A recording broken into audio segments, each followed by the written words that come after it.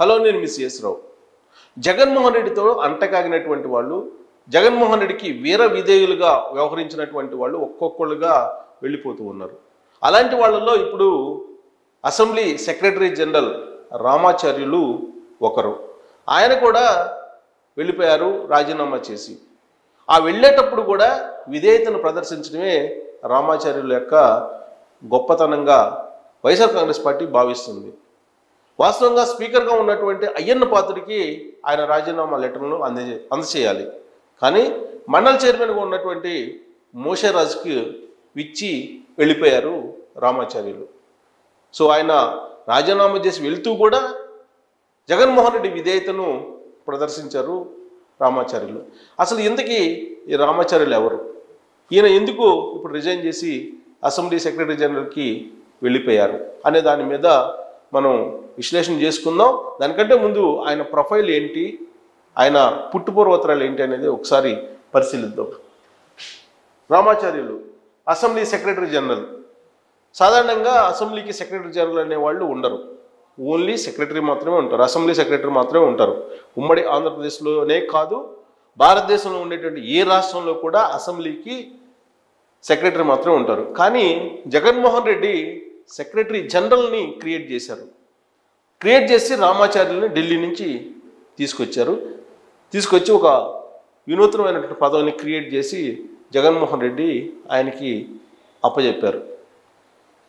ఆ విధమైనటువంటి విశిష్టాధికారాలతోటి పోస్ట్ని క్రియేట్ చేశారు జగన్మోహన్ రెడ్డి. అంటే రామాచార్యుల ద్వారా జగన్మోహన్ రెడ్డి ఎంత లబ్ధి పొందారు ఢిల్లీలో పార్లమెంట్లో అనేది ప్రత్యేకంగా చెప్పవసరం లేదు.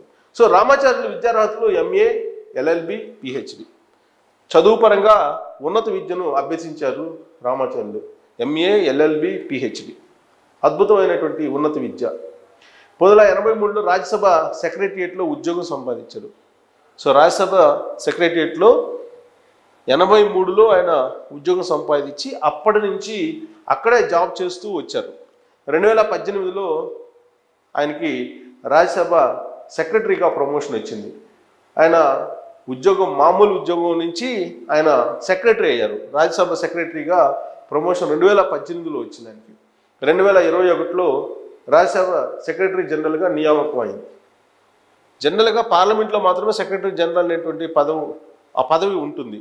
సో రాజ్యసభ సెక్రటరీ జనరల్గా 2021లో ఆయన నియామకం అయ్యారు. ఆ పదవి నుంచి ఒక ఉద్యోగి రాజ్యసభకు ఎంపిక కావటం అనేది ఒక రామాచార్యుల విషయంలోనే సాధ్యమైంది. సెక్రటరీ జనరల్గా ఒక మామూలు ఉద్యోగి రాజ్యసభకు సెక్రటరీ జనరల్గా కావడం అనేది. గతంలో ఎప్పుడు కూడా ఐఏఎస్లకు మాత్రమే ఈ సెక్రటరీ జనరల్ రాజ్యసభ అనేది దక్కేది. కానీ వెంకయ్య నాయుడు రాజ్యసభ చైర్మన్గా ఉండగా తెలుగువాడు అనేటువంటి ఉద్దేశంతో రాజ్యసభ సెక్రటరీ జనరల్గా ఈయన్ని నియమించారు అనేటువంటి ఒక చర్చ అప్పట్లో నడిచింది. కానీ 73 రోజులకే రాజ్యసభ సెక్రటరీ జనరల్ పదవి నుంచి ఈయన తొలగింపబడ్డారు. అంటే ఈయన ఏం చేస్తుంటారు అనేది ప్రత్యేకంగా చెప్పవసరం లేదు. రిటైర్మెంట్ తర్వాత రాజ్యసభ సెక్రటరీ సలహాదారు పదవి ఇవ్వడం జరిగింది. రిటైర్మెంట్ తర్వాత రాజ్యసభ సెక్రటరీకి సలహాదారు పదవి ఇవ్వడం జరిగింది. 2022 డిసెంబర్లో ఏపీ అసెంబ్లీ వ్యవహారాల కన్సల్టెంట్గా ఈయన నియమించారు. ఆ తర్వాత 2023 ఏప్రిల్, అంటే జగన్మోహన్ రెడ్డి ముఖ్యమంత్రిగా ఉన్నటువంటి హయాం మొత్తం నేను చెప్తున్నాను, అసెంబ్లీ సెక్రటరీ జనరల్గా నియమించారు జగన్మోహన్ రెడ్డి. ఫస్ట్ టైము ఆయన ఆంధ్రప్రదేశ్కి రిటైర్ అయిన తర్వాత 2022 డిసెంబర్లో కేవలం కన్సల్టెంట్గా మాత్రమే వచ్చారు. ఆ తర్వాత జగన్మోహన్ రెడ్డి వీర విధేయతను ప్రదర్శించారు రామాచార్యులు. దాంతో ఆయనకి ఏకంగా అసెంబ్లీ సెక్రటరీ జనరల్గా నియమించారు. ఒక్క రోజులో assembly secretary general post Jaganmohan Reddy సృష్టించాడు. ఒకే ఒక్క రోజులో రామాచార్యుల కోసం తన విశిష్టాధికారాలతో జగన్మోహన్ రెడ్డి సెక్రటరీ జనరల్ అనేటువంటి పోస్ట్ని క్రియేట్ చేశారు. అది కేవలం జగన్మోహన్ రెడ్డికే సాధ్యం. ఏ సీఎం కూడా ఆ విధంగా చేయలేరు. రిటైర్డ్ ఉద్యోగులు పదవుల నుంచి తప్పుకోవాలని కేంద్రం ఆదేశం. వాస్తవంగా రిటైర్డ్ ఉద్యోగులు ఎవరైతే ఉన్నారో వాళ్ళు పదవుల నుంచి తప్పుకోవాలని కేంద్రం ఆదేశం ఉన్నప్పటికీ కూడా రామాచార్యులకు పెద్దపీట వేసి సెక్రటరీ జనరల్గా జగన్మోహన్ రెడ్డి ఇచ్చారు పదవిని. ఇక కేంద్ర ఆదేశాలను పట్టించుకోకుండా ఏపీ అసెంబ్లీ సెక్రటరీ జనరల్గా రామాచార్యులను నియమించారు జగన్మోహన్ రెడ్డి. అంటే ఢిల్లీ నుంచి అమరావతి వరకు లేదా తాడేపల్లి వరకు ఎంత లాబింగ్ నడిచి ఉంటుంది అనేది మనకు అర్థమవుతుంది. ఒక వైసీపీ రెబల్ ఎమ్మెల్యేలు ఎమ్మెల్సీలపైన అనర్హత వేటులో కీలక పాత్ర పోషించారు. వైఎస్ఆర్ కాంగ్రెస్ పార్టీకి సంబంధించినటువంటి కొంతమంది ఎమ్మెల్యేలు ఆ పార్టీని వీడి వెళ్ళారు, అలాగే ఎమ్మెల్సీలు కూడా వెళ్ళారు. వాళ్ళ మీద అనర్హత వేటు వేయటంలో రామాచార్యులు కీలకమైనటువంటి పాత్రను పోషించారు. సో ఎన్నికల ముందు ఎమ్మెల్సీలుగా ఉన్నటువంటి సి రామచంద్రయ్య లాంటి వాళ్ళు, అలాగే వైఎస్ఆర్ కాంగ్రెస్ పార్టీ నుంచి అప్పట్లో రామనారాయణ రెడ్డి, కోటమిరెడ్డి శ్రీధర్ రెడ్డి ఇలాంటి వాళ్ళు వెళ్ళిపోయారు. ఉదయగిరి మాజీ ఎమ్మెల్యే అప్పుడు ఎమ్మెల్యేగా ఉన్నటువంటి వాళ్ళు, వీళ్ళందరూ కూడా 4-5 రిజైన్ చేసి వాళ్ళు ఎమ్మెల్యేలుగా వైఎస్ఆర్ కాంగ్రెస్ పార్టీ వీడి వెళ్ళిపోయారు. వాళ్ళ మీద అనర్హత వేటు వేయాలని ఆ రోజు ఉన్నటువంటి జగన్మోహన్ రెడ్డి ప్రభుత్వం స్పీకర్కు కంప్లైంట్ చేసింది.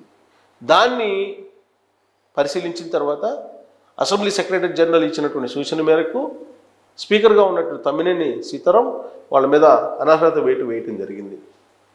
సో ఇప్పుడు కొత్త ప్రభుత్వం ఏర్పడింది. 2024 జరిగిన ఎన్నికల్లో ఈ కొత్త ప్రభుత్వం అయ్యన్న పాత్రుడిని స్పీకర్గా ఎంపిక చేసింది. అయ్యన్న పాత్రుడు స్పీకర్గా ఉన్నారు. స్పీకర్కి ఈయన సహాయకారిగా ఉండాలి, సెక్రటరీ జనరల్ అనే అతను. అసలు సెక్రటరీ జనరల్ పదవే లేదు, సరే ఇచ్చారు జగన్మోహన్ రెడ్డి. సెక్రటరీ జనరల్గా ఉన్నట్టు రామాచార్యులు తొలి సమావేశంలోనే అయ్యన్న పాత్రుడికి సహకారం అందించలేదు. తొలి సంతకం పెట్టాలి అనేటువంటి విషయం ఆలోచన చేసి అయ్యన్న పాత్రుడు జగన్మోహన్ రెడ్డి ప్రభుత్వంలో అసెంబ్లీకి రాకుండా కొన్ని మీడియా సంస్థలను మీద నిషేధం విధించాడు. ఆ నిషేధాన్ని ఎత్తివేస్తూ తొలి సంతకం చేయాలని చెప్పి అయ్యన్న పాత్రుడు స్పీకర్ హోదాలో భావించారు. దానికి సంబంధించినటువంటి ఫైల్ని తయారు చేయాలని చెప్పి రామాచార్యులకు చెప్తే మరొక ఫైల్ని రామాచార్యులు అయ్యన్న పాత్రుడు ముందు పెట్టారు. దాంతో అయ్యన్న పాత్రుడు సీరియస్ కావడంతో పాటు నేను చెప్పినటువంటి ఫైలు తయారు చేసి తీసుకురండి అని చెప్పి రామాచార్యులకి ఆదేశాలు జారీ చేశారు. జగన్ ప్రభుత్వం పోయింది, కొత్త ప్రభుత్వం వచ్చింది, అయ్యన్న పాత్రుడు స్పీకర్ అయ్యారు. అయినప్పటికీ కూడా జగన్మోహన్ రెడ్డి వీర విధేయతను రామాచార్యులు ప్రదర్శిస్తూ వచ్చారు. సో అయ్యన్న పాత్రుడు దెబ్బకు రామాచార్యులు సెటరైట్ కాలేక ఇప్పుడు ఏకంగా రాజీనామా చేస్తూ వెళ్తూ కూడా స్వామి భక్తిని ప్రదర్శించారు జగన్మోహన్ రెడ్డికి. అసెంబ్లీ సెక్రటరీ జనరల్ పదవికి రాజీనామా చేశారు ఎట్టకేలకు రామాచార్యులు. అంతవరకు ఓకే. కానీ వెళ్తూ స్పీకర్గా ఉన్నట్టు అయ్యన్న పాత్రుడికి రాజీనామా పత్రాన్ని ఇవ్వకుండా ఆయన మండల్ చైర్మన్ మోషరాజ్కు ఇచ్చి వెళ్ళారు. అంటే ఇక్కడ రామాచార్యులు ఏ విధంగా వీర విధేయతను జగన్మోహన్ రెడ్డి మీద ప్రదర్శించారు అనేదానికి నిదర్శనంగా కనిపిస్తుంది. అసలు రాజ్యసభ సెక్రటరీ జనరల్గా ఉన్నటువంటి ఆయన పదవీ విరమణ చేసిన తర్వాత ఆయన్ని అక్కడి నుంచి ఆంధ్రప్రదేశ్కి తీసుకొచ్చారు జగన్మోహన్ రెడ్డి అంటేనే రామాచార్యుల ద్వారా రాజ్యసభలో కానీ లేదంటే పార్లమెంట్లో కానీ ఎంత లబ్ధి పొంది ఉండాలి జగన్మోహన్ రెడ్డి అనేది మనం అర్థం చేసుకోవచ్చు. అంటే పార్లమెంటు వేదికగా ఓట్ ఫర్ నోట్ లాగా నోట్ ఫర్ క్వశ్చన్ అనేది చాలా కాలంగా నడుస్తూ ఉంది. ఆ విషయంలో రామాచార్యులు మరి వైఎస్ఆర్ కాంగ్రెస్ పార్టీకి సహకారం అందించారా, లేదా అక్కడ కమిటీలు ఏర్పాటు చేస్తుంటారు పార్లమెంట్లో, ఆ కమిటీల్లో ప్రాధాన్యత ఇచ్చేలా జగన్మోహన్ రెడ్డికి వ్యవహరించారా ఈ రామాచార్యులు? కారణం ఏమైనప్పటికీ ఆయనకి మాత్రం సెక్రటరీ జనరల్ అనేటువంటి ఒక పదవిని క్రియేట్ చేసి ఆంధ్రప్రదేశ్ అసెంబ్లీలో ఆయన్ని కూర్చోబెట్టారు జగన్మోహన్ రెడ్డి. ఇప్పుడు అనివార్యంగా రాజీనామా చేసి వెళ్లాల్సిన పరిస్థితి రామాచార్యులకి ఏర్పడింది.